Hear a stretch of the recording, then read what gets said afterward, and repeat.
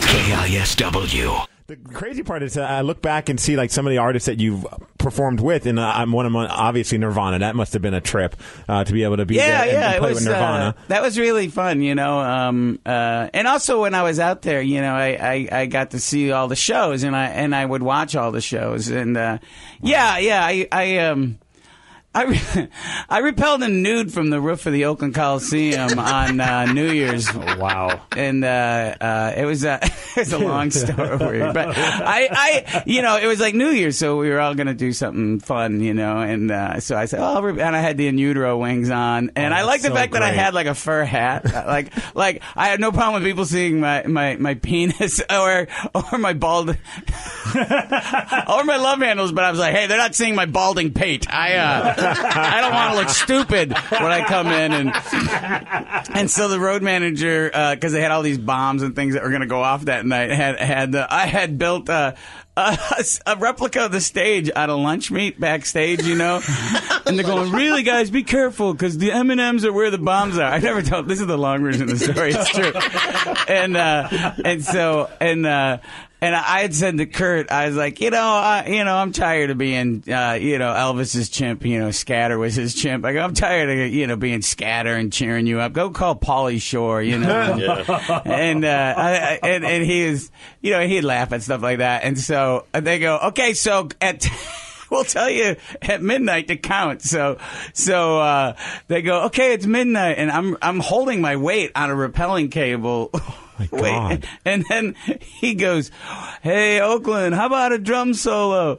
Because I couldn't come back up in the hole. So then he just looks around and he goes, one. Like, Happy New Year's. And I shoot down really fast behind him. I got a rope burn on my stomach and ass. So I go look for my pants, and they're gone, of course. They took my clothes. So I have seen photos of me just standing on stage. So it's kind of like the ball dropping and you were dropping. The ball dropping, yeah. Okay. By the way, whatever, young guys, Gold Bond. You don't know what it is, but you're gonna need it. It's old man baby powder. It's gonna keep your nuts from. You won't. They don't put that on the bottle. Hey, helps you stop sitting on your own nuts. But you gotta keep them free like a clapper. Yeah. Not the. All right. So I learned this: if you're nude at midnight, you don't get a kiss. Like there was this radius, a circle around me where nobody would stand. Oh, that's so funny. And so I repelled the nude, and I did dates opening for him. But I think like most comics are like, hey, I hope I do well. I hope I don't, hope. I didn't really care, I mean, I thought it was a really fun thing to do, and comics are worried about hecklers. It's like I got hit with a teenager once. Like they successfully threw someone out of the pit. Nice. All of a sudden my knees buckle, and I look, and there's this kid like doing a crab walk off stage. I go, oh my God. And I'd have like an M80 go off by my head, or I'd get hit with Bibles and clothes. Got a lot of clothes thrown at me. Yeah. So that was pretty fun. I know it's weird for people to wrap their brain around that. It's like I had met Chris and Dave. No, not Dave. Chris and Kurt when I was on the road, and before David joined the band, and I was in Madison, Wisconsin, and Kurt was a fan of mine and interviewed me at a college radio station. It was really weird. Oh, wow. I didn't know that. Yeah, that's how I met. So it's weird for people. It's like finding out that like Jimi Hendrix was really into Buddy Hackett or something. But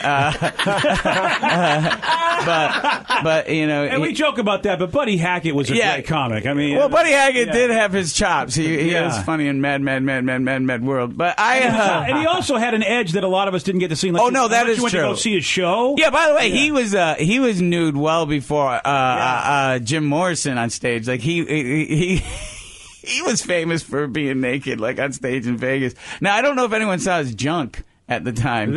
All we ever heard about was Milton Berle's junk, so I don't know if Buddy Hackett ever decided to join that. Yeah, years ago, I did a roast a million years ago, and Berle, and all the guys, I've seen it, and I went on stage after Ted Danson wore blackface at the Whoopi Goldberg roast. Oh, there you go. And I love that, like, I can't say the language, but whatever. The mayor got mad at me. He got mad at you for being on the roast because with the same one as Ted Danson doing blackface. Yeah, he was like, I don't know how to follow a Bobcat, and I said, I'll try to clean it up. I said, use the oral sex joke. So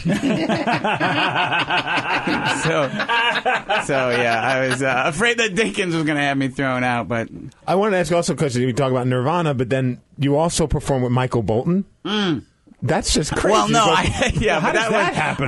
That wasn't like not like a duet. It wasn't like, hey, Bolton wants you, and I'm like, oh yeah, Christmas album. I did. It wasn't like, hey, can you get me on that Bolton tour? That would be fun. No, I did a benefit once, and Michael Bolton was the headliner.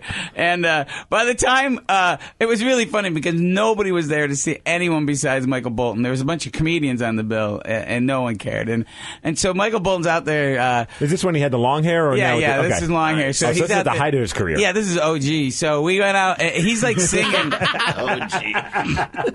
He's out, screwing up some black song, some soul hit, and I walk out on stage and I just grab him from behind. I just start dry humping him, and I got tackled by his crew, and they're like, and they're yelling at me, what is wrong? What the F is wrong with you? And I was like, oh, Tom, I'm really sorry. Does this mean I don't get to play softball tomorrow? Like, just get out of here. And so I ran around the entire auditorium and came up through the other side of the stage because I had an all-access pass. So I'm like thinking, when's the next, how often you get an all-access pass to Michael Bolton? So, and then I didn't even make it past the kick drum that time. They tackled me before I got tried again? Yeah, why not? You know what I like about that story was a lot of these stories, when I'm in the middle of it, I go, oh, this will be a funny story. Or I have friends around and it's just funny, to do something screwy. But that solely was for bragging privileges. No one had my back in that auditorium. Everybody hated me.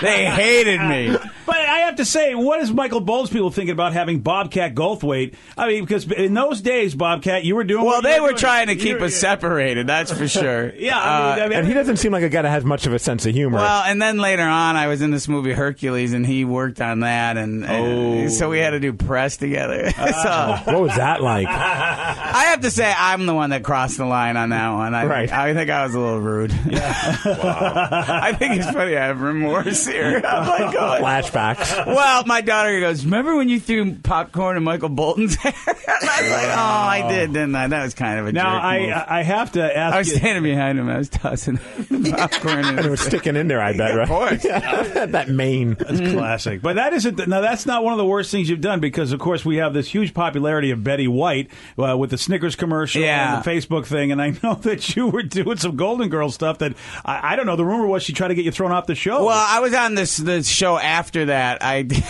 the Golden Palace, and she didn't like me.